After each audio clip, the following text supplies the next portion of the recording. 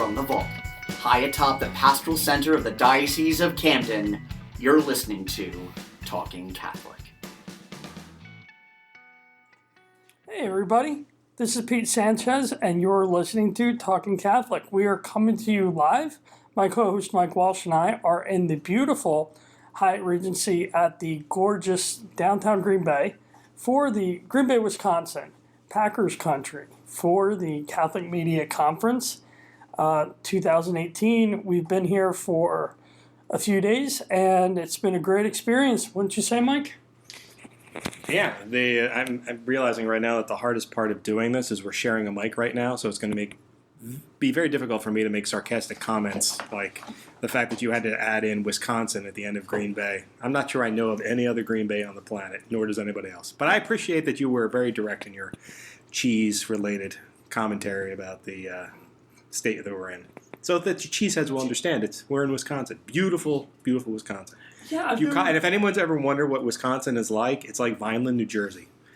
It is rolling hills, flatlands. It is beautiful. But it is farmland, like most of what South Jersey is. And downtown Green Bay, it is. And the cabbie on the ride over told us, we are not a medium-sized city. We are a little city, and it is little. And I mean, like the stadium is the tallest thing in the region, other than the communications towers. And I haven't seen a building over, probably the building we're in right now, the Hyatt Regency, is 9 floors. This is probably one of the tallest buildings in the city. Wow. Yeah, it surprised me because we'll talk a little bit more about, coming into downtown, beautiful, notice the city. But then yesterday, a great opportunity to go to the Shrine of Our Lady of Good Help, the National Shrine, in Champion, Wisconsin, about 30 minutes away. Blew my mind. Like you were saying, Mike, just beautiful, rural, silos, farmhouses. Yeah, it was great. And I think we should, we're not going to do our usual 20 minutes of Pete talking about the news, because we don't have any news since we're on location. So we want to go a little earlier with bringing in our guests. And we have 2 guests with us. We have my counterpart in the Metuchen Diocese, also in New Jersey, Erin Friedlander. Erin, say hi. Hey, Mike. Thanks for inviting me to be part of your show. I believe that's called Shanghai. Yes. And a previous guest, many times over, Mary Beth Peabody from the Schools Department of the Diocese of Camden. How are you, Mary Beth? I'm doing great. Pleasure to be here with you and Pete and Erin today. I'm going to go out on a limb and assume that this is also the first time that the two of you have been to beautiful Green Bay, Wisconsin? Yes. Any other Green Bays you've ever been to?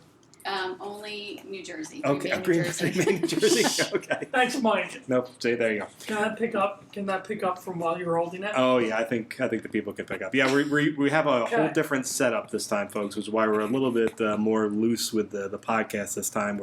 We're sharing 2 of our my travel mics. So Erin and Mary Beth have one, and Pete and I have one. So the crosstalk may be a little different than you're used to in our previous podcasts. You also may be picking up a little bit more room noise. We're not in the friendly confines of the vault, but hopefully the sound won't be too terrible on this one. And honestly, we wanted to do a podcast from the Catholic Media Conference just because there's really been so much great activity that we've been a part of, not the least of which was we will talk about some of the social aspects first, but we had the opportunity to visit 2 shrines. One of the great shrines of North American football, Lambeau Field, for a day in June, not the frozen tundra of Lambeau Field, but a beautiful stadium with a great history. If you are a football lover or just someone who enjoys professional sports and unique stadiums, I'm sure most people have it on their bucket list.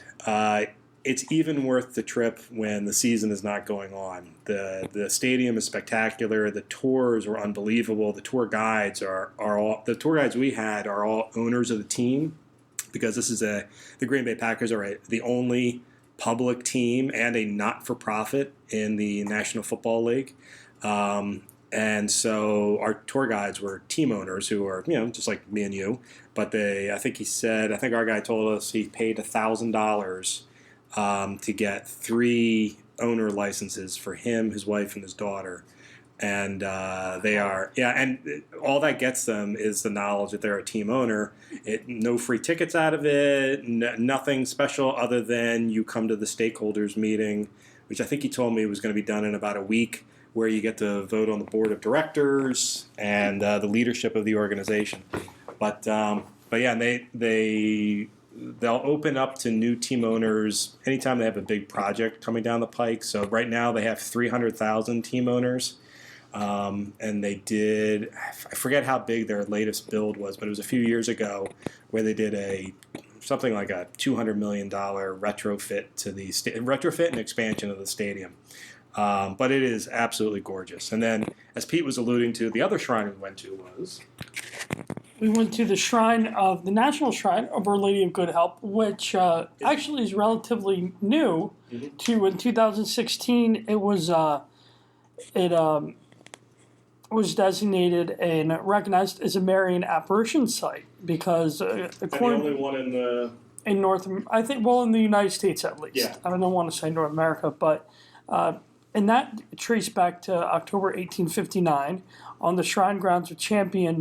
This woman, a young Belgian immigrant woman, Adele Bries, the lady appeared to her and basically told her instructions to Adele. They inspired this woman's lifelong devotion to catechetical teaching.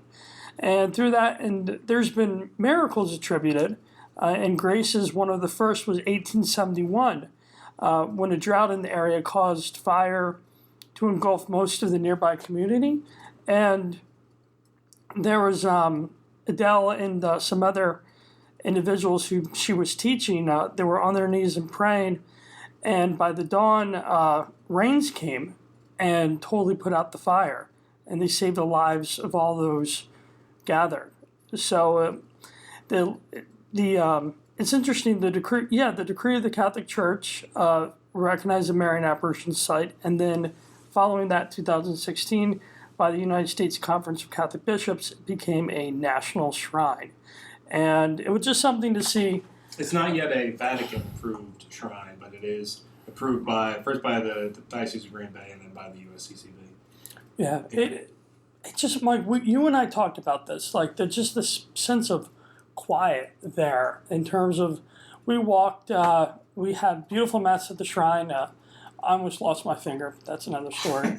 I'm okay. I think if you're going to hurt yourself at a shrine where Mary appeared. Yeah, I firmly believe that. And hurt yourself in the middle of Mass when you can't go anywhere and you're stuck in there during the liturgy of the Eucharist. And I was sitting next to Pete as this woman viciously next to him,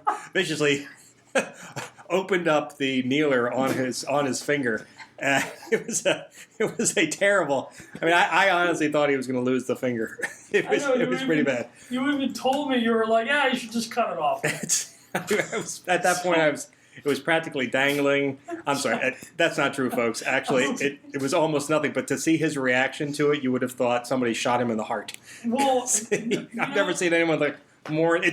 But I'll tell you, it's always the little pains that cause the most pain. Exactly. No, it was. Yeah, I'm not going to get into it, but I could see I'm okay now, folks. I'm a lot better. But it was just something I'll never forget. It's just one of these things I'll have my whole life. The Shrine in Champion, Wisconsin. We tell my grandkids this. That's right. But no, I mean, getting back to just the spiritual graces, it was just amazing to be there in the quiet, and we had a really nice experience. Just because everyone's laughing at you in the room doesn't mean you can't stay on track with the spiritual stuff.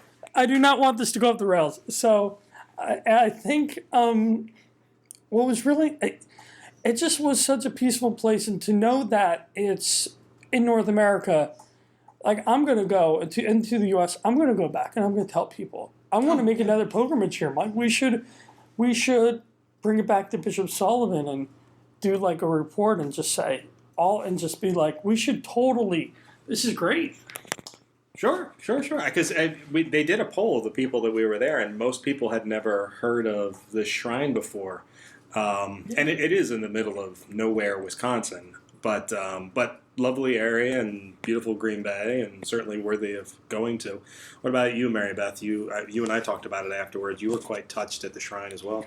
I was, and I think when you go to something like that, a lot of times it's the thing you don't expect that really affects you. And the site where Our Lady appeared is kind of down in the sort of the basement level of the church, and it's a small chapel, and you can go there, and there's a very decorated altar, and everyone's sort of looking at the altar, and I happened to turn the other way and catch this statue that was in glass, and it was of the Blessed Mother holding grown Jesus, having just come off the cross.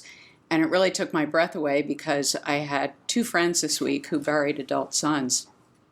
And I was not, the second funeral was today. I was not there for it, but it connected me to both of these mothers in a way that really, I just didn't expect. And that was the part that for me was so moving. And so it was funny, I went to the gift shop looking for a postcard so that I could give it to these 2 friends, and they didn't have it. And I went back down, and one of the photographers who's here from another diocese, the Diocese of Lubbock, I was like, can you get that picture? Can you get that statue for me? So he did, and we exchanged email addresses, and I'm going to get the photo and have it laminated and let them know that this was my way of really being able to connect with them this week. So it's a beautiful, beautiful place. It really is. Very, very, very rural, but very powerful. And that, as Pete mentioned, that quietness really, really brings home,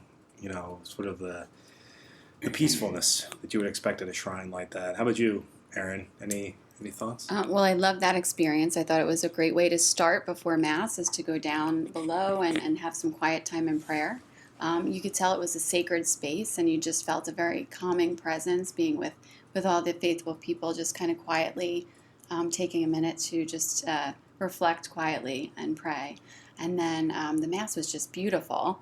And the rector gave a great explanation, probably a half hour, right, explanation of sort of the history, which I found really interesting, not knowing that story. And he told it very well, too. Yeah, and Pete already articulated sort of the premise of that story. But yeah, it was very articulate. It was very engaging. And then afterwards, when we went out, we had some fellowship, which was great. I tried my first cheese curd. And your last cheese curd? And it might be my last. No offense to anybody who loves them. But it was great to just have, it was a beautiful night. But the one thing that was so striking, too, at the end is we did a walking rosary. And so at the end of, the little reception, it kind of quieted down, and there was a procession around the grounds. It was a beautiful night, and you're out in the middle of this beautiful pasture land, and they had a sort of a PA system reciting, keeping us on track with the rosary. And just to be with all of these people who I've never met before, most of whom I've never met before, and be in prayer with them and have this kind of quiet time out in the open. And it was just for me, that was a very moving experience yesterday. And, one thing to sort of lay the groundwork for where we are right now, we didn't really talk about it beforehand, but the Catholic Media Conference is an annual conference of, originally intended for journalists of the many Catholic publications in North America, as well as they've now partnered with another group called Cygnus, which is the International Catholic Journalists. But beyond that, and sort of affects Erin and I, they've also opened it up to diocesan communicators. And if you know journalists and PR people, we are a jaded group. We've all been through the wars. We've had those tough experiences. And to see that kind of a group come together and be so moved at a place, that was touching to me, who constantly refers to himself as an unfeeling, black-hearted, PR guy, and it was really very touching. And I've never been to an apparition site before. I couldn't tell you why. It just hasn't happened. So for me, it was very nice to go someplace that has been recognized officially as an apparition site. But no, it was sort of wonderful to be there, and And I just want to keep talking before, because Pete keeps asking for the mic back, and I figure if I talk long enough, he won't get it back. But okay, here you go. I hate sharing a mic with you. You're kind of, I know this is very weird. This is not the usual setup, but it's a special setup. It's a special time to be here. Just talking with the Shrine, it was a nice. In one of they have a lot of booths set up in the main hall, vendors, and one of them is with the Shrine, and I forget her name. Forgive me. Oh, you mean in the main hall? In the main hall at the conference center, and she was telling me the story of the Shrine, and how it got publicity. And one of the things I find interesting is they don't have hotels in the area, or they specifically don't direct people close by, because they want to keep that feel, that quiet feel. Mm-hmm. So I believe they do have pilgrim tours that come in, but they come in from further out. Maybe they probably stay at one of these hotels, and they want to preserve that quiet solace space. And we'll get into the nitty-gritty of this conference in a bit, but I just think it's been, Mike, you and I both got here Tuesday, and are you taking the picture now? Okay. I am. I'm being authentic and taking a photograph of us actually recording the podcast. We don't usually do Sounds okay. That sounds good with me. This is how the sausage is made, people. This is how we get the photo that will go on Instagram, Twitter, Facebook. But we got here Tuesday, Mike, you and I think Mary Beth did too. Erin, when did you get here? Tuesday. Tuesday, okay. So we've gone from boom, the thing on Lambeau Field Tuesday, all day. Wednesday we had events, and then last night, Wednesday, it was just a nice way to kind of just reflect and kind of pause things before getting, because today was a pretty busy day with stuff, and Mike is asking for the mic. I am. Because I actually do want to get into the conference a little bit. Just sort of going back to what this is all about. And the reason I wanted to bring up the conference now is because for our listeners who have pastoral responsibility or work for organizations that are really trying to promote what they're doing, this is a great conference to come to. Obviously, not everybody can come to it, so we kind of want to bring back what it is that we've experienced so far. Now, the conference has another day, but Pete and I have to leave early to get home for the ordinations on Saturday. So we wanted to sort of pull people together now, just sort of recap what we've experienced so far, because I came to this conference for the first time last year, and I was blown away by the quality of the sessions that I've been a part of. And I'm equally blown away this year. Last year was in Quebec City, and I thought maybe, Quebec City is a beautiful place with lots of great food and quite a bit of great wine. Maybe it was just the Quebec City, but no, Green Bay, which is nice in all different ways. The quality of the sessions have been really good, and out of every single one of them, I've sort of picked some really important pieces. So I kind of wanted to go around the table and talk about the sessions that we've been in and what we've seen beneficial to it. So I'm going to start with Pete. And you want to talk about the first session you went to on Wednesday and anything you picked out of it that was particularly good? You know what? Actually, yeah, go ahead. Well, the first session on Wednesday, what they did master camps. They're kind of all day almost. I went to this one actually from a Pulitzer Prize winner, Jackie Banashinsky, I think her name was, Knight Chair Professor Emerita at the Missouri School of Journalism. She talked about the greatest stories ever told, and it was just nice. It's something I love to do is write, and I went to grad school. Mary Beth and I actually, different years, were in the same program at St. Joseph, Master of Arts in Writing Studies. So this brought me back to school. I had to do writing exercises. I had to do free. Basically, she said, okay, write 30 minutes not 30 minutes, write 7 minutes, free form, don't put the pen down on midnight mass. I am so happy I did not go to that session. Well, I loved it. No, it was a lot of work. It was awesome. Just the idea of what constitutes a great story. It has heart, it has emotion, it has clear voice. And as somebody who's meat and potatoes, who staff writer was my first role with the paper 10 years ago, it just was awesome to hear her. And just talking to others, just a deep dive into narrative and how to really craft a story tailored to and grip people. Like, this wasn't included, but I just have to say this, giving a little advice that I learned from journalism class in college, that the best headline is the "Hey Mabel" headline, where you imagine an old man in his chair, and he's sitting and he picks up the newspaper, sees a headline, and he shouts to his wife in the kitchen, "Hey Mabel," something like that. You want that, like, you want an attention headline, you want a good lead, and I was in my glory. I thought, and Jackie Benishinsky, she was awesome, and she talked about a great book that I've read many times, Bird by Bird by Anne Lamott. A fantastic book on the craft of language. For any writers out there, I would highly recommend it. So I was just, and like you, Mike, I've been here before. I was in Indianapolis and in Denver when they took place years ago. And this just been such a great experience. I was happy to come back.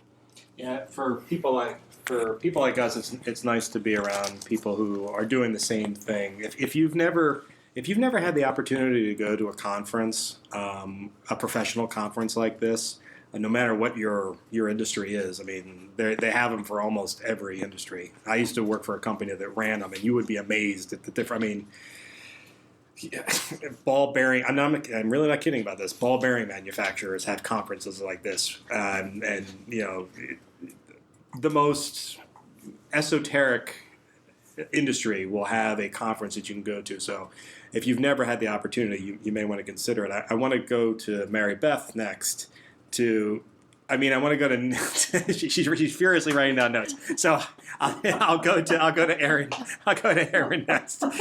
So I think she's trying to catch up to what Pete did. No, I couldn't possibly. So Erin and I was going to finish with Erin and I, because Erin and I were actually in the same seminar yesterday. Well, actually, that's not true. I started in the same seminar, and then I bailed to go to another seminar. Oh, halfway. You made it halfway through.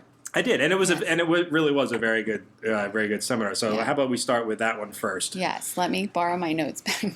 So we were at the handling hot topics and sensitive subjects, and the moderators of that discussion were Helen Osman and Jerry, and I don't know how to say his last name. It was like Tepchevsky or something, from the Archdiocese of Milwaukee. And I think what you and I agreed on is that how impactful their speeches were. I think their contributions, talking about some of the challenges as PR folks, communicators for the Catholic Church, seasoned professionals who have been through sort of a lot in their career, have kind of seen a lot, done a lot, and lived to tell the tale. And so it was so helpful to be in the room and hear their perspective and their stories. And one of the things that really stuck with me in all of this stuff, we talked about some of the we went around the room and we introduced ourselves and kind of said, who we were and what capacity we worked for the church. Many of us were communications directors, dealing with sort of hot topics. And, we have to be on our A game all the time. We have to know how to respond. We have to know how to help the people who need our help, whether it's our bishops or our pastors or our schools. So it's really important that we kind of talk about these things and we figure out best practices. And you can never have too much training in that area, I think. Yeah, I would agree. And, I think it's good for our listeners to understand that for people like Erin and I, and leadership within a parish or leadership within a diocese, none of this stuff happens in a vacuum. Certainly the Catholic Church is aware of, and Catholics themselves are aware of, that there are a number of hot button issues that revolve around the church. Certainly in my diocese and in Erin's diocese, we've had to deal with mergers. We have the ever-present nature of the sex abuse scandals that have rocked the nation for more than 20 years now. And then other things that will come up that are where people will attack the Catholic identity of which is the Catholic Church or our Catholic schools or our parishes or organizations. And that is a very stressful, anxious time for people who are people in the communications business, because we want to answer everybody's question. We want to do it thoughtfully and articulately. We want to help people to understand why either the church did what it did or is doing what it's doing, or in the case of the child sex abuse, what it has done for the last 20 years to do whatever it could to learn from its mistakes, rectify its mistakes, and make sure nothing like that is ever to happen again. But it's also cathartic for people like Erin and I to get together with our fellow communications professionals and really talk these things through and realize, oh, you know what, that person did something a little differently than we did, and maybe I need to consider that in the future. Or as Erin said, sometimes it's just good to know that someone else has gone through the battle with you. Yeah.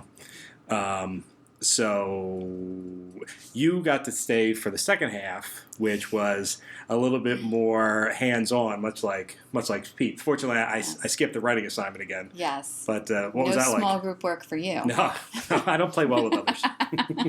And it was a very helpful exercise, and pretty much they broke the people in the room. They broke them into groups of 3 and gave each one of us an assignment, kind of a scenario of sorts.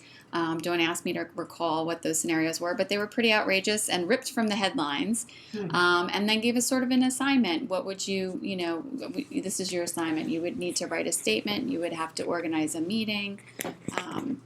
You'd have to, fill in the blank. So they gave us not a whole lot of time, maybe 15 minutes to kind of powwow around the table, come up with our solution, and then we had to stop and then present.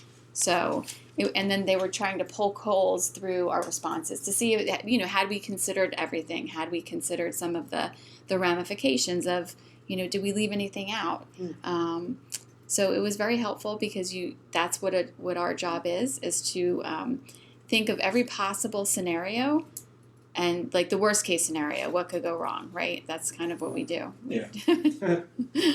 One of the things that Jerry said that was pretty impactful was how, especially when we're working with journalists and, that's our job, is to be accessible and to be, very responsive, that, our job is to tell the truth with perspective. And that's something that really stuck with me, because we're not hiding from the media when it comes to a tough issue. We want to be there and we want to give them everything we can possibly give them. And of course, we always want to impart the perspective of the church, because we have different reasons that we might be responding a certain way. Not everybody might understand that. So, it's our job to sort of balance that. Yeah. The other thing that I think it was Jerry that said it, or it might have been Nancy? Helen, sorry. It might have been Helen that said it, but it was this comment of, we plan and God laughs. Because for all the planning we put into stuff, some softball will come out that we're not, or curveball will come out that we're not prepared for, and it's just the nature of the business. Yeah. That's why PR professionals and journalists drink a lot. We a lot of self-medicating. So she stayed for the second half, and I bailed because there was another session that I wanted to check out as well, and it was called Rebranding the Church. And basically it was how can you sort of definitively represent what you are, regardless of whether you're a religious organization or a school or a diocese or a parish or any other form of entity, a youth group even. How can you clearly think about what it is that you are, and then how you present yourself to the outside world so people easily and receptively understand what it is that you're doing. They might not have any interest in it, but they will immediately know what you're doing. So it ended up being a great master camp. Basically, now granted, I went through the back half, so I don't have all of the information, but repeating your message is incredibly important, making sure that whatever it is you're doing, you are constantly reminding people that is what you do. That branding is hard work. You have to articulate it, and then you have to stay faithful to it. It's not the kind of thing where you can sort of come up with an idea work on it for a couple of months, and then, tweet it out, and then you're done. It's not that. It is you have to constantly remind people of what it is, and then you have to constantly build on it, and you have to stay faithful to it, which can be difficult because 17 things are about 7, and you'll get 3 different other ideas. So you have to figure out some way of incorporating those new ideas under the umbrella of this essentially mission statement that you've already crafted for yourself. Now, that's not to say that things don't evolve over time and you don't expand, but at the core, you have to remain true to your either your new brand or your very tight brand. And they gave out good examples of people who or organizations rather, who really do a great job of articulating what their brand is. And they brought up the Mayo Clinic, the Green Bay Packers, Harvard, Stanford, basically all the Big Ten schools. I have a feeling this guy went to a Big Ten school. And then he also commented that Fox News actually is one of these that does a great job. Fox News is what it is, and it never changes, and you know what it is. Now, for some people, that may not be the best example to use. They might find that off-putting, but when you really think about it, and I'm agnostic when it comes to the news organizations because I got to work with all of them anyway, but that's true. They really do a great job of letting you know what that Fox News brand is, whether you like it or not. Also, one thing that's important to remember for a lot of people, for a lot of organizations, people commit to people. People do not commit to organizations. So in our case, as public relations professionals, certainly for Erin, Mary Beth, and myself, we have to remind people, and I tell this to people all the time, if you're creating a marketing campaign for your school, you can put the picture of the school building on the front cover of your website, but that is not the reason why people are going to come. They're going to come because they'll take an interest in it if they see the faces of the kids that you have or the families that send their kids to the schools. If they can make a connection between their life and the life you're presenting, this idyllic opportunity to get a beautiful Catholic education. That's something you really want to, and that's something you really want to be a part of. And then the last thing was he reminded people to be unique, be relevant, and be compelling. Oftentimes we can be 1 or 2 of those things. It's not easy to be 3. I think we've all strived for uniqueness.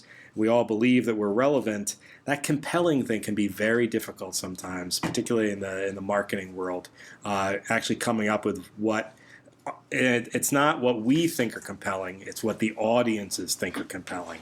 So that's probably something to consider. Is when for those of you who are listening and they're a part of groups like that, remember, think of your audience first. Don't think about what you necessarily want to project, but what your audience might respond to. So that's Mary Beth seems to have stopped writing her notes, so I think she's ready to have some commentary. So Mary Beth, what was your session like yesterday? Well, yesterday, and one of the reasons I was getting notes was because I wanted to be able to give credit to the wonderful young woman who gave the presentation. I went to Getting Past Likes and Follows, but actually the presentation ended up being about a lot more than just Facebook, and it was given by Nicole Ossevort, who is from the Diocese of Camden. She's does communications for... Not the Diocese of Camden. I'm sorry, the Diocese of Syracuse. Sorry about that. We're from... See, I wrote the notes and still didn't get it. I thought you said Canton, so no. I was like, not Ohio. Okay. Nicole Ossevort from the Diocese of Syracuse.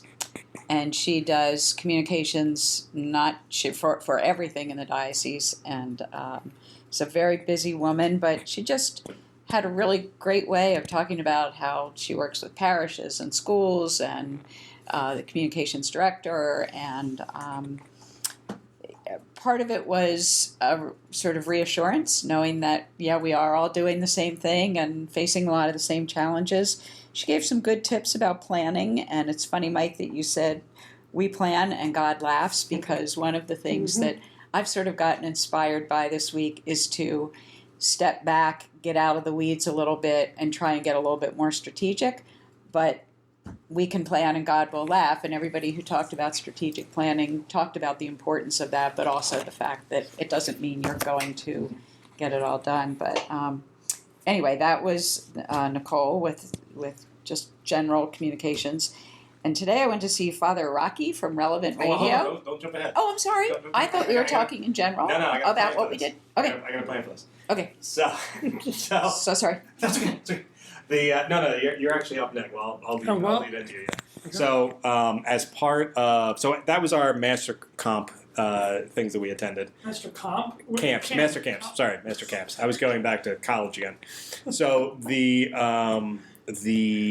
after that, there was a luncheon, and the luncheon featured a number of elements to it. But one of the things we got to experience was a person from the Vatican Communications Office presented to us, and she was fantastic. Now I don't have my notes in front of me for her, so I don't. She's Czech, no, Slovakian.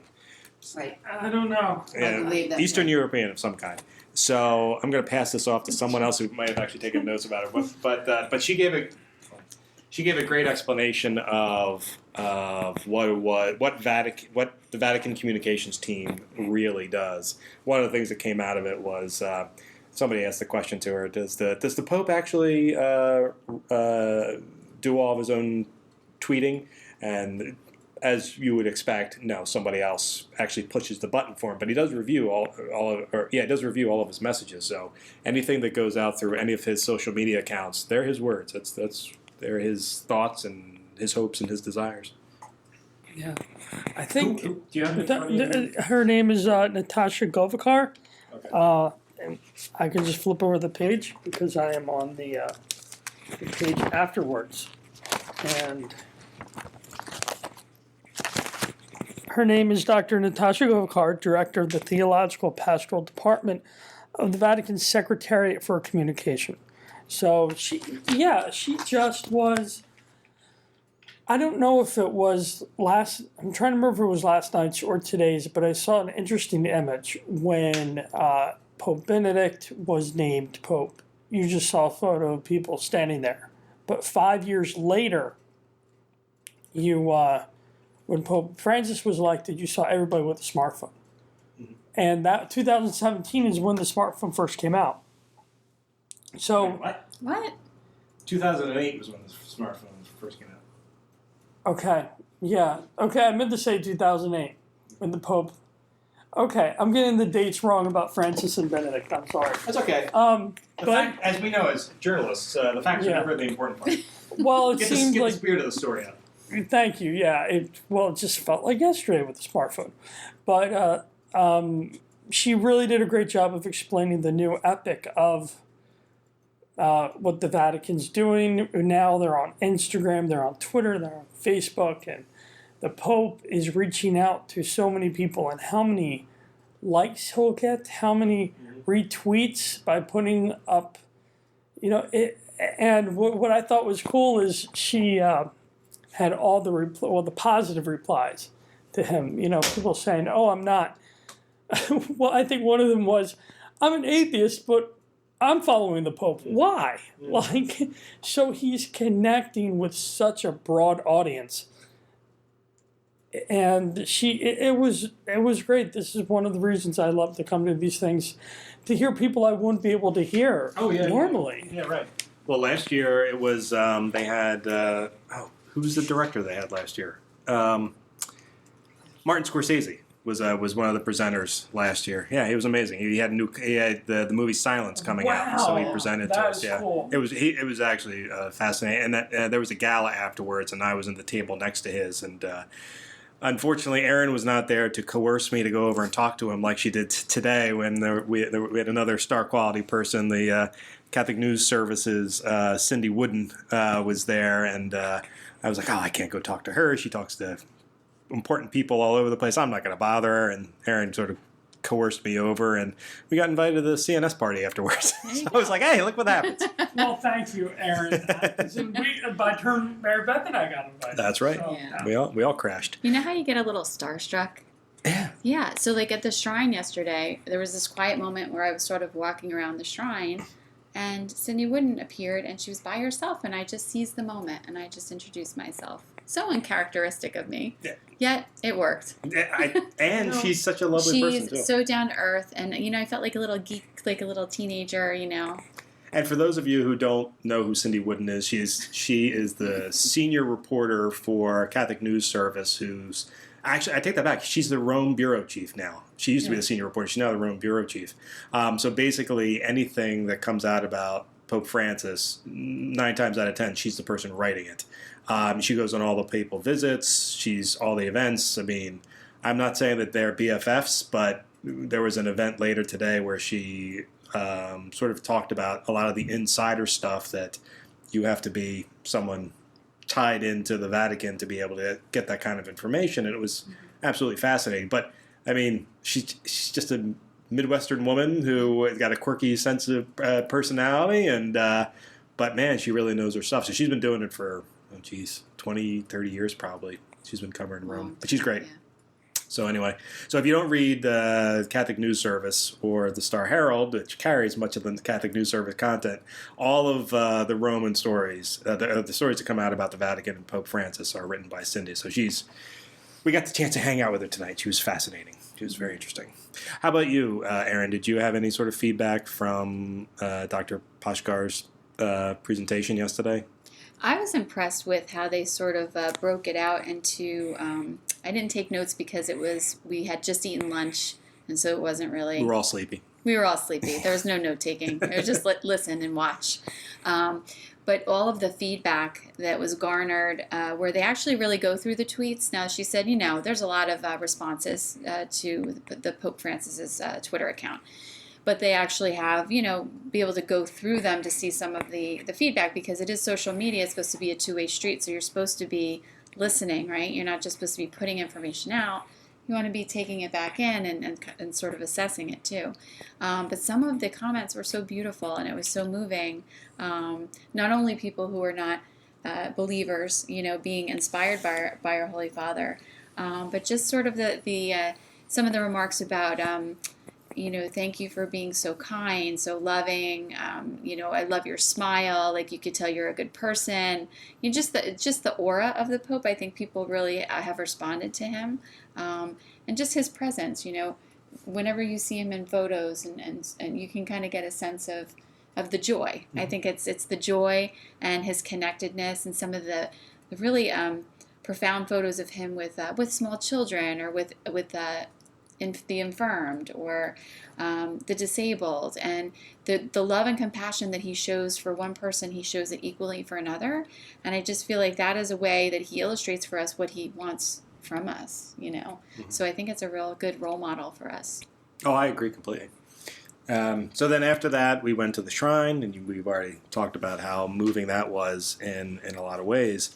And then almost all of us went back and did work to finish off our evenings, because it was, we still have to do our day jobs, even when we're out and about. So today, I'll lead off. I was the facilitator, which sounds fancy, but basically it just means that I introduced the speaker and grabbed the sign-in sheet and brought it back to the to the staff later on. But the session I was in was practical ways to improve parish communications, and it was by the guy who helped develop the My Parish app by Diocesan. That's the name of the company, Diocesan. This guy by the name of Mike DiCasola. And I told him afterwards that this is a presentation I've given many times, but he gave it 100 times better than I gave it. It was a 5-hour presentation that he distilled down to about an hour and a half. But some of the stuff I took from it was he says that we really have to get in the habit of praying for and expecting miracles, not only in our daily life, but also in our parish communications, because sometimes it requires that. You may need to pray for a website expert, and that could come in and give a little spit and polish to what you have. He says you need to make sure, and we've talked about this, but you need to make sure that you're using authentic messages in your communications. It can't just be some static piece that goes out. And that kind of goes back to what we were talking about with Pope Francis and his social media. The messages that he sends out are real and true and touch at the heart. And, they're only a few sentences long, but the reason why people react to them is because they see an authenticity to them that they can then bring into their own lives.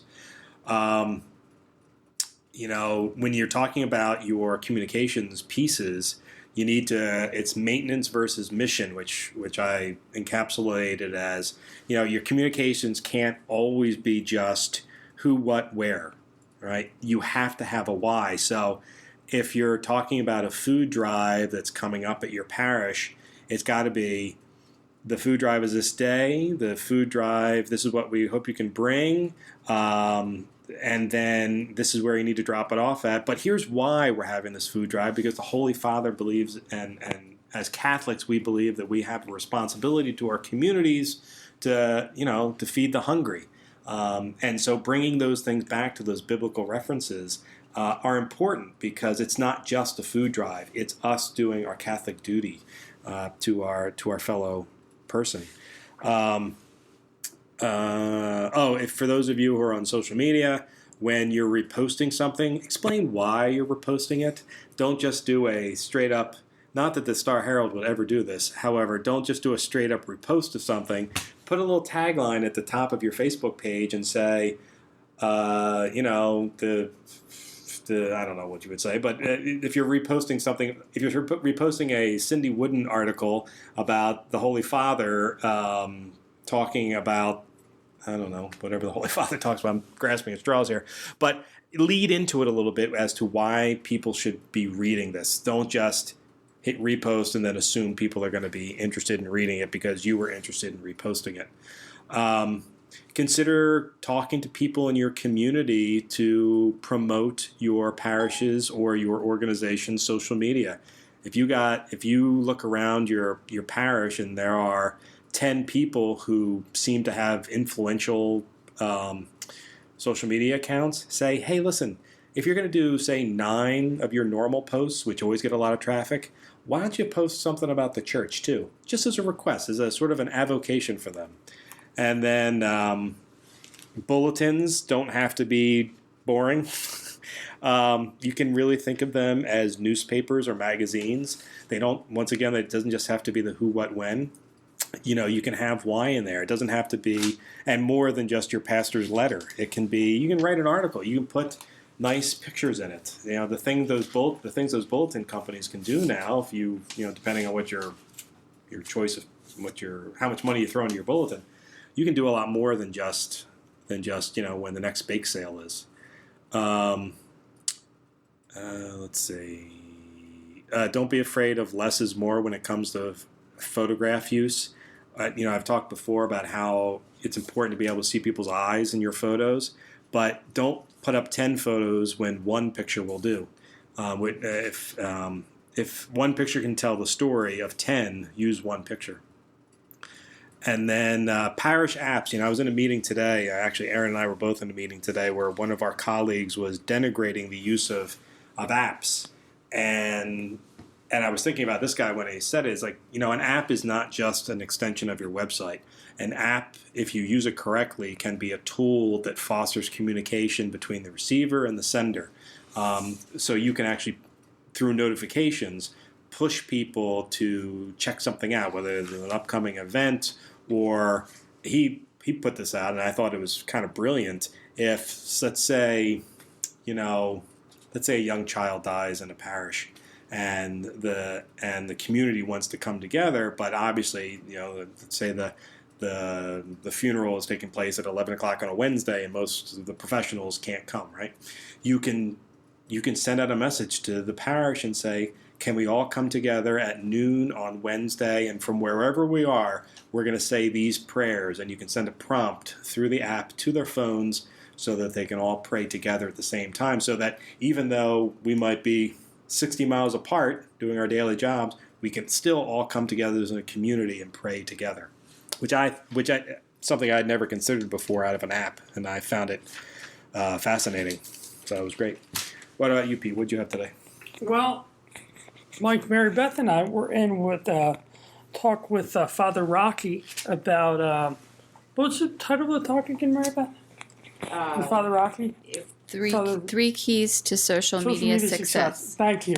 Yes, but I'm still trying to figure out what the 3 keys were because I have different sets of 3 bullet points. So Pete, I loved it. He was really good, but I'll be interested if you have like the 3 points. I was thinking the same thing. I do know a couple. The one of the things he said, which I've heard before, but it's always nice to hear. So first off, Father Rocky Hoffman is he has a social media presence primarily on Facebook, but he talked a lot about Facebook, Twitter, Instagram, Snapchat, and how we should be using it as a church, using these things, and where the people are, where and the demographics of them, who like 18 to 34-year-olds are on Facebook, they're on Instagram, they're on Twitter. But one of the things he said, which I remember, is content is king. Content is king. Just about how, don't put up something just for the sake of putting up something. Make sure it's got something that's beautiful, that's personal, brief, helpful. Those are other bullet points I have. And then what I thought was neat, Mary Beth, he talked about the use of, he said about smartphones, but also smart speakers, which I've never heard that term before, but I knew what he meant. Alexa, and I think Amazon Fire. And one of the things I thought a goal of this podcast should be, we should be able to have Alexa I'll be honest with you. Talking I've Catholic. been trying to figure out how to do that for the last, 3 months probably. So if any of our listeners know how to get our podcast onto Alexa or onto Amazon Music or any of those other servers, because obviously we're on Stitcher and Apple Podcasts and Google Play and all the other SoundCloud, but I have yet to figure out how to get us on Alexa. And Yeah, because it sounds like his group is on. well, he has a radio program. And Relevant Radio. Yeah, He's on Relevant Radio. Yeah, Relevant Radio. Alexa has stations. Yeah. Which you can do that with radio. They can also do it with podcasts. I haven't figured out how to make that connection yet. So you're absolutely right. We should figure out how to do that. Yeah. Go talk to Father Rocky and see if we can figure it out. That's what I'm thinking. And it was funny, Mary Beth, I got a kick out of how he got his name because his father wanted to name him Peter, but his mother wanted to name him Francis. So they called him Francis Hoffman. But somehow when he was little, he got slipped in that he became Rocky, which of course Rocky is Rock, Peter, and in the church. So we got the story that when he was in kindergarten, the teacher said to him, calling roll call, Francis Hoffman, and he's like, I don't know Francis Hoffman. Is it a cousin of mine that's in the same class as me? Like, he'd never gotten that name before. He was always Rocky. And so he was awesome. What did you think, Mary Beth? What did you think about him? I thought he was really good. As you said, I did have the same points that you talked about making it beautiful, making it now.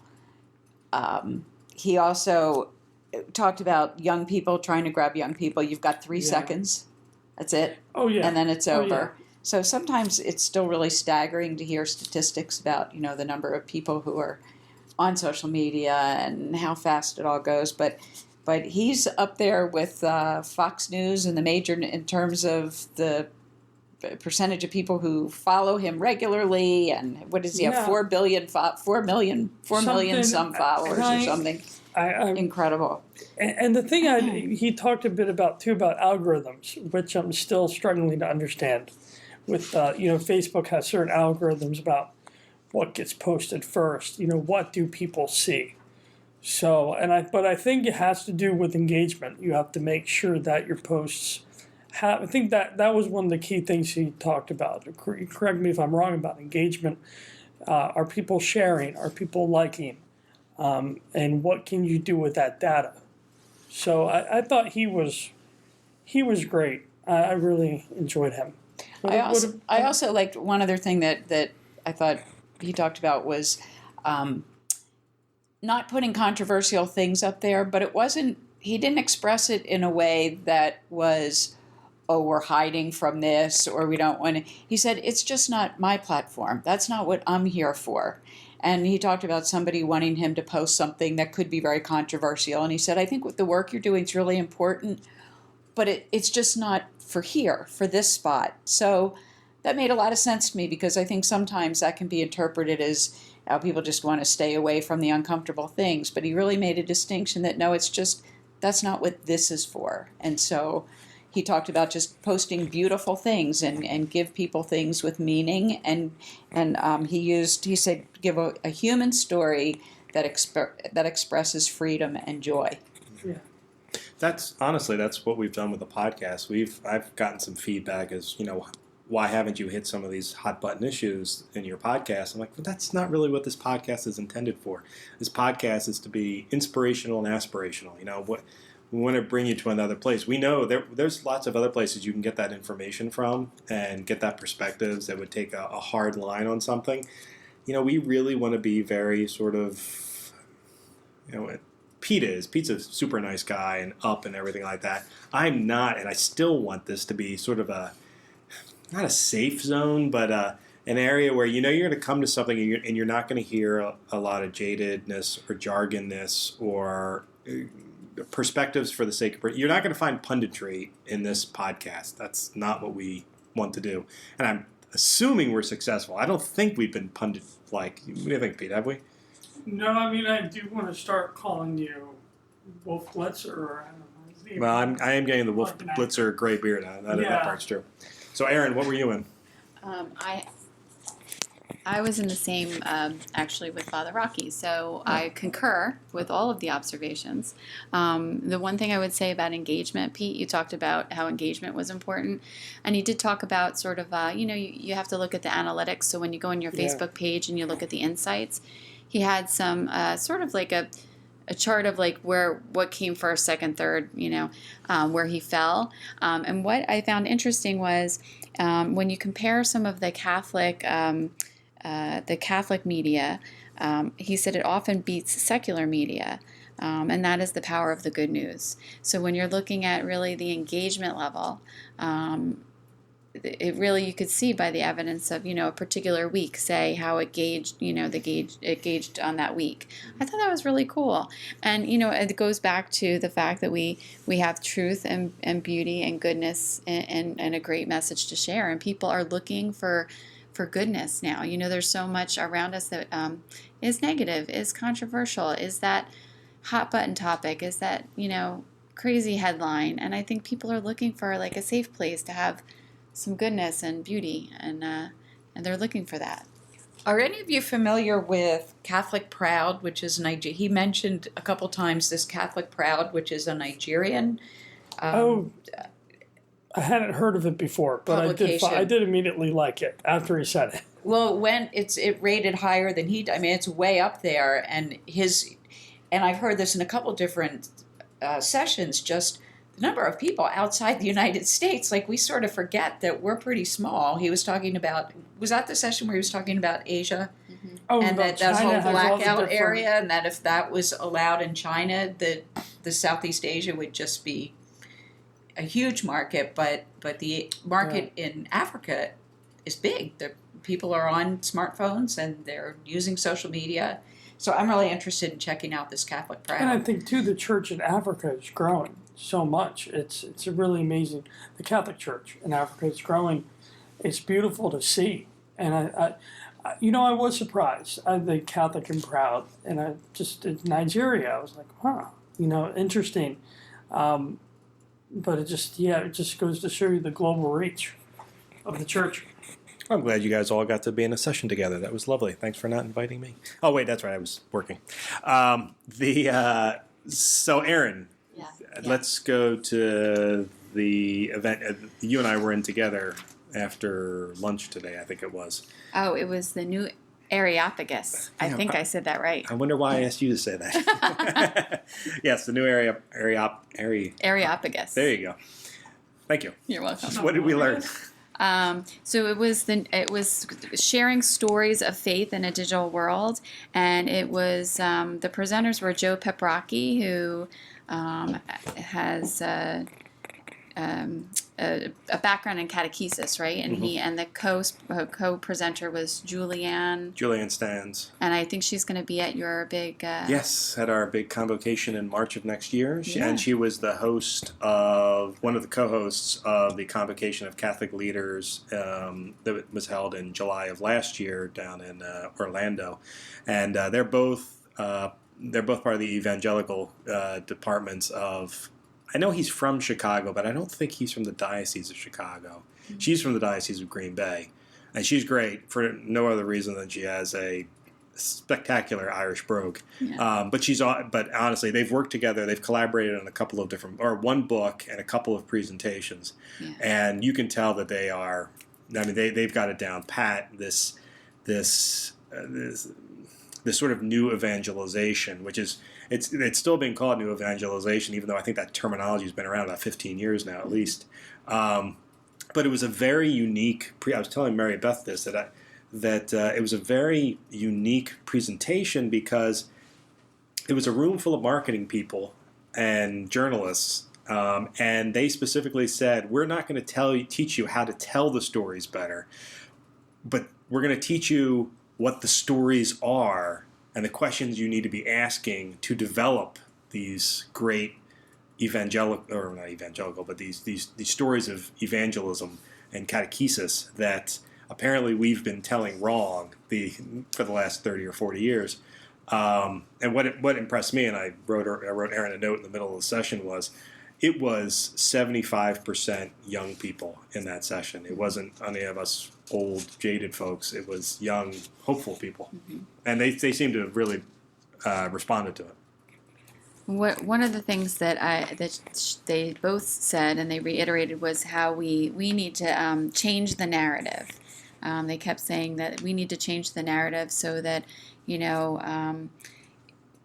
give people hope, So one of I would have to look back at my notes. I have it down as that they sort of simplified it to the story is rescue, restoration, and reassurance is really what we come down to. That if you look at every Catholic story, it can be simplified to those elements of good news.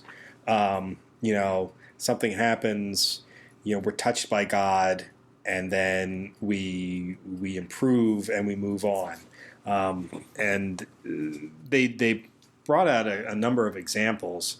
Apparently, in Green Bay, they now have a shareonestory.com, which is all these very unique I was almost said unique tales. Witness. Yeah, witness. That's what it was. And then there's another group. There are a number of videos called Profiles in Discipleship, which are really uniquely told versions of catechesis. So I unfortunately, even though the thing went on for an hour and a half, we didn't actually see much of the footage. Mm-hmm. They kind of gave us these are the questions you need to be asking people to really pull out of them what their catechism stories are. Yeah, and I think they said we all have a story. Like, we might not think of ourselves as having a story, but we each have one. And so it's sort of being able to unpack that, help people become aware of it. So what they said was, we need to mobilize people of our church and help them to recognize that transformation has happened in their lives, and make that connection for them, and ask how is God actively working in your life, and make them think about that.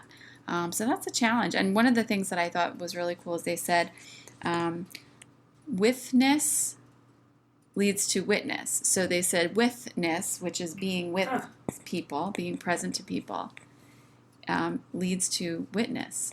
So it's just journeying. We talk about encounter, journeying with people. But then it made me think, I probably have a story, but I don't want to share it, right? I don't want to share it with everybody. But that's what they're saying. We're very closed in, and it's very personal. And so we have to try to be a little bit more open, because that's how we're going to get people to change, is to say, yeah, God has touched my life in this amazing way. What did she say? I was, God did, I am. Right. So that was the three kind of components to lead somebody to, I was this, God did this for me, and now I am. And so that's the power of transformation. I tell you, Erin, you need to come on the podcast more often because I'm the same way you are. I don't talk about my own, witness, except for the fact when I'm on this podcast, and I won't shut up about the fact that I had as a younger man in my 20s, I had this group of people that my wife indoctrinated me into, who completely brought me back to improve. I shouldn't say brought me back. I hadn't walked away, but I was in that early 20s, where you're finding yourself thing. And they were just so amazing that they kind of brought me back. And I would not be where I am today if it wasn't for them 25 years ago. However, Pete's been asking me to give the mic back to him, so I'm going to give the mic back. No, I was not at that session, but it intrigued me enough. Before the Areopagus, I looked it up. It might refer to the sermon delivered by Paul in Athens at the Areopagus. That is what so. it is. Yeah, and it's according to Wikipedia here, it's the most dramatic and fullest recorded speech of the missionary career of St. Paul. So, but I think I've heard a lot over the years listening that a lot of people have said the Catholic Church has lost its story, and I think that's great to be able to hear that that mission is to bring it back, and I think to realize that we all have that authentic story in us, like who we are, and we never know what kind of lives we're going to touch. If there's one thing that I've learned from the podcast, this is now our 73rd podcast. I was worried we weren't going to have enough to make it through a month or two, and they just seem to pop. I think we have a billion stories. It's just going out and asking the question, and if nothing else, we've proven that there's at least 73 stories. So, And there's counting. I think there's 73 times 70. Very biblical, Pete. Good job. So Mary Beth, what were you in this afternoon? This afternoon, I found myself in basically a strategic planning session, and it was billed as sort of integrating different types of media, but when I got in there, it was really about strategic planning, which was kind of a good pullback for me because that's what I did in my prior life, was helping companies do that. And it's really different being on this side of it, being on the internal side, and I very much wanted to be on the internal side. I had sort of burned out of being at a company for a period of time, helping them do something and then walking away from it, and I really wanted to be someplace that was ongoing.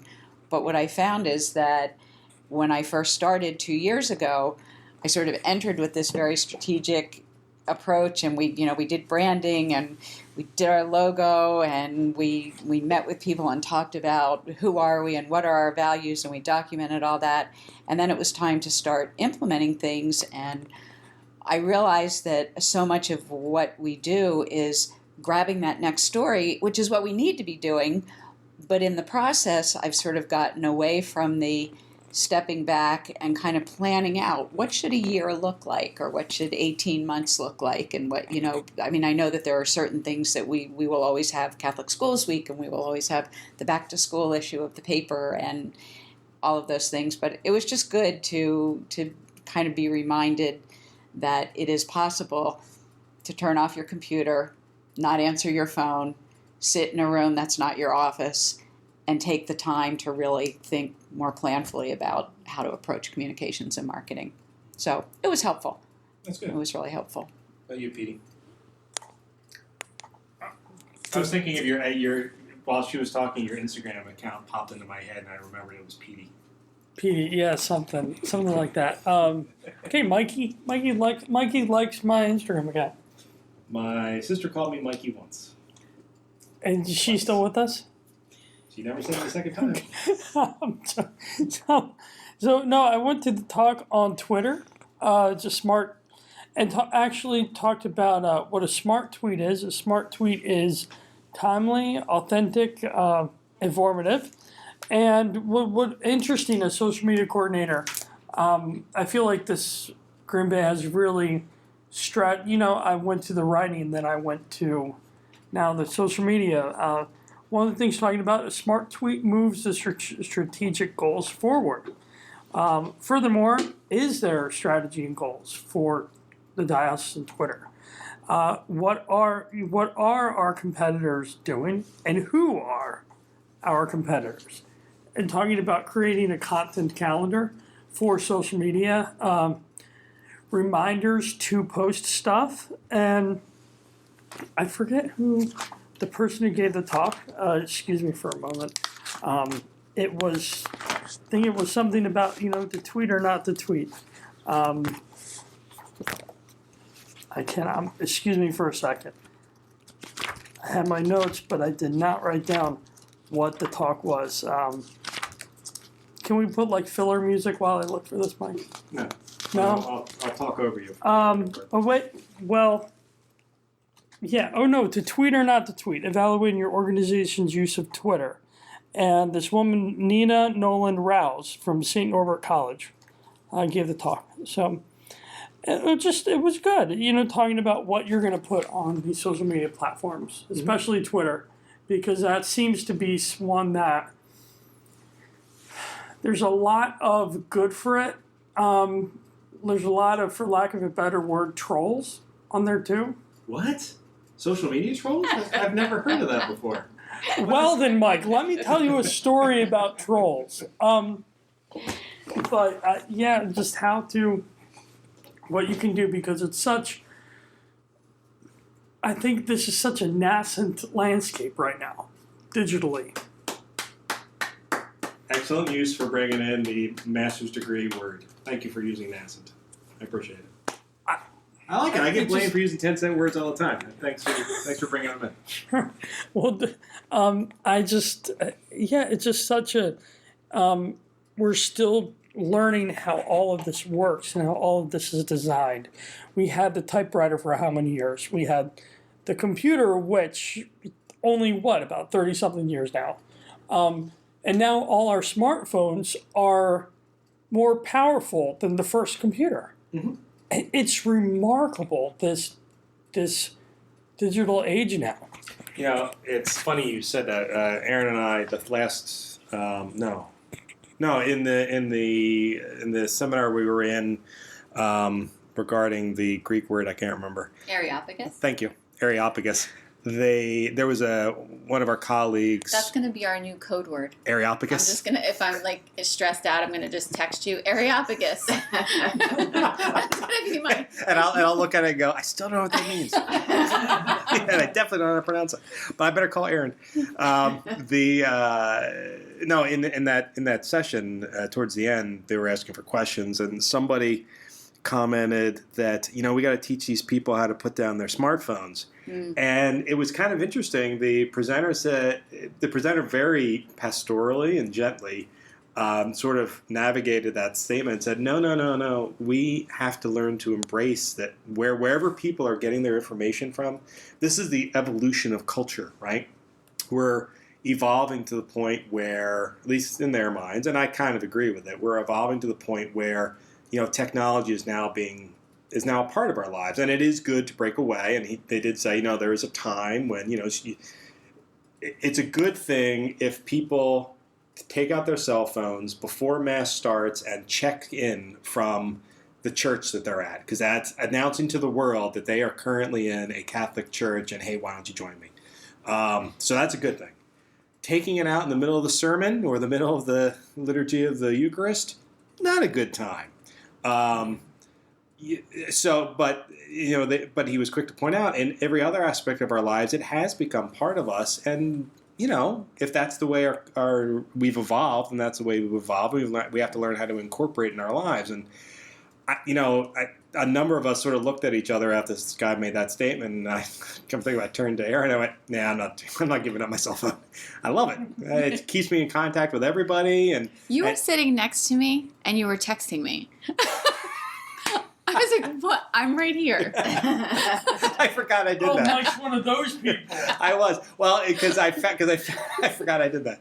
I found the link for those videos that they were suggesting. So while it was still fresh in my head, I said I would look it up, and I sent it to Erin. By the way, I noticed you didn't text me back. Thanks. Quite the communicator. She was also sitting next to me. She didn't point that out. My phone was in my bag. Mine was on underneath of my hand. Yes. I get bored easily. Yes.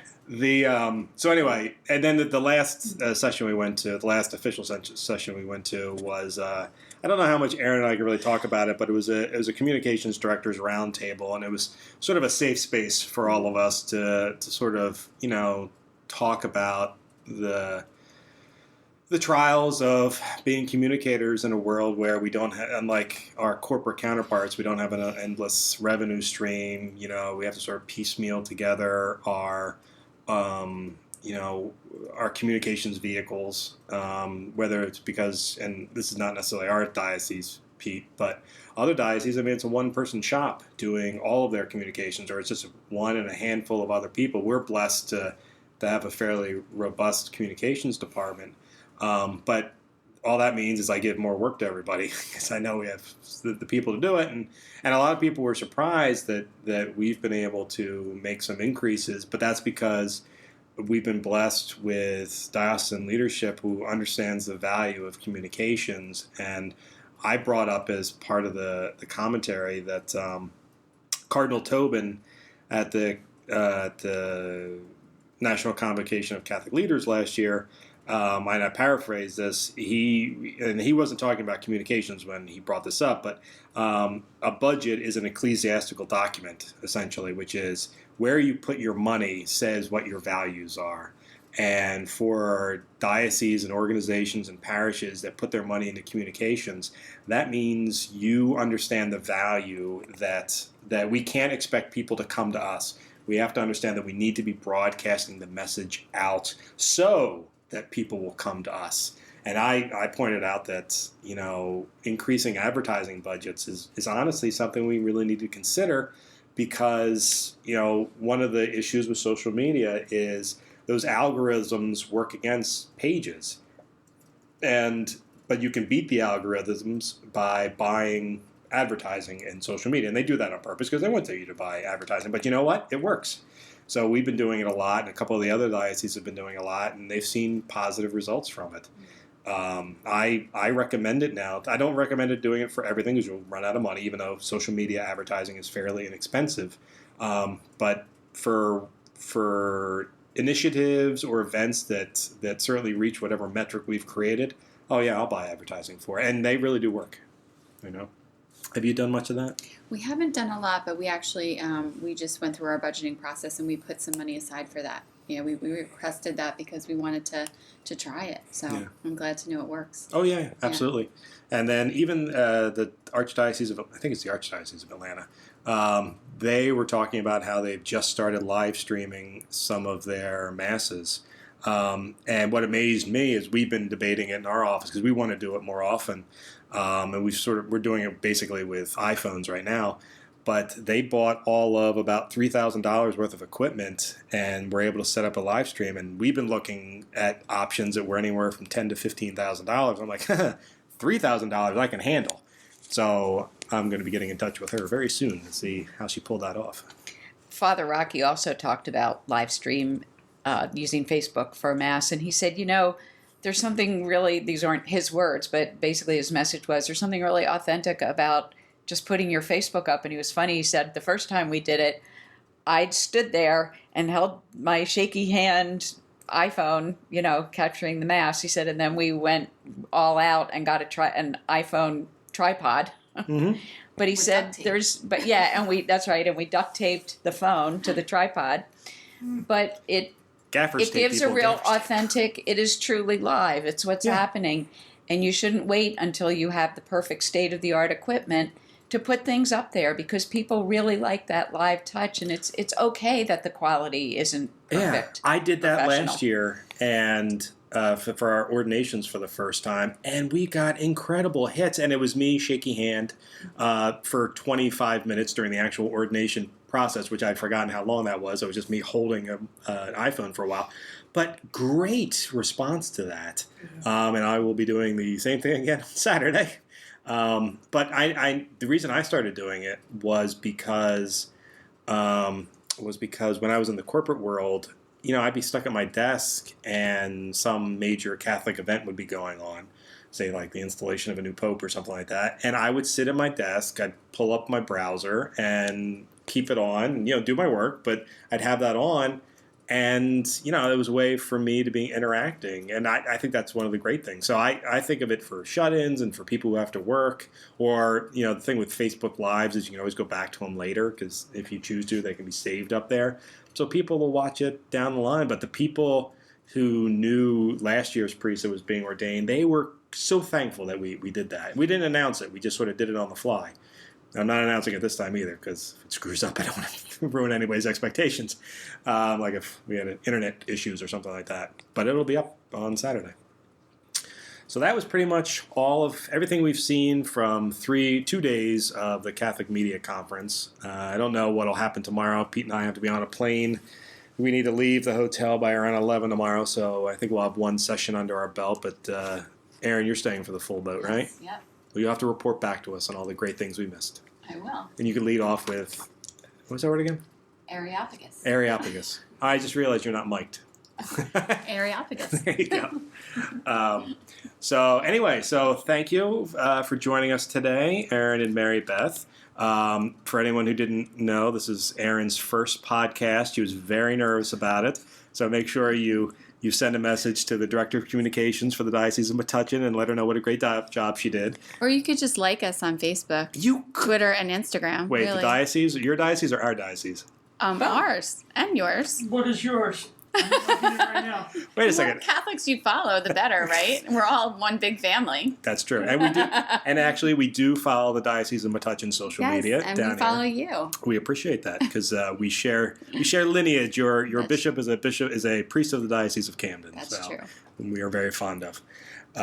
So anyway, thank you all for joining us. Pete, was this a good one? I thought it was great. I Wait a second. We got to wrap this up earlier. We're going to beat the queso one. And the quesos will be very upset if they don't have the longest podcast in talking Catholic history. well, I'm just you got enjoying the something to moment. say. I'm just Okay. enjoying the moment. Honestly, I think this is great. We started the podcast in the vault, and then we branched out to parishes. Then we branched out into homes, and now we're in a hotel room. I'm excited to see where else this can go.